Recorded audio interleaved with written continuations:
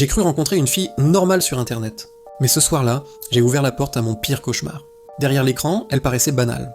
Une fille un peu timide, souriante, attachante. On parlait bien, alors j'ai accepté un rendez-vous, un simple verre, rien de plus. Ce soir-là, j'ai appris qu'elle vivait à plus d'1 heure dans une petite ville isolée. J'ai hésité, mais j'ai foncé. Au début, tout semblait normal. Un bar, 2 verres, un sourire maladroit. Puis, l'idée d'aller jouer au billard. En route, son téléphone vibre.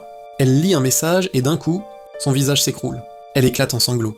C'était son ex. Elle pleurait sans s'arrêter, là, devant moi, comme si je n'existais plus. Je lui ai proposé de la raccompagner à sa voiture.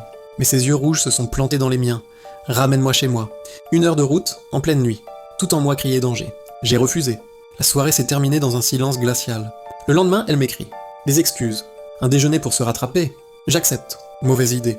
Quand j'arrive, 2 enfants sortent de sortir de sa voiture. Ces enfants, dont elle ne m'avait jamais parlé. J'ai reculé, choqué. Elle s'est énervée. Sa baby-sitter avait annulé. Mais pour moi, c'était fini. Définitivement. Sauf que pour elle, non. Les messages ont continué. Au début poli, puis de plus en plus, lourd, inquiet, possessif, jusqu'au jour où je lui dis que j'avais des plans. L'anniversaire d'une amie. Cette nuit-là, elle est apparue. Exactement dans le même club que moi. Le seul de la ville. Elle m'avait deviné. Mon sang s'est glacé. Je l'ai bloqué.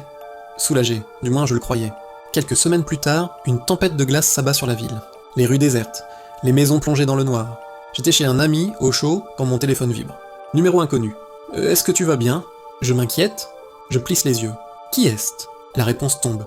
C'est moi, Creepy Girl. Mes amis rient nerveusement. Puis un deuxième message s'affiche. Ah, je suis devant ta maison.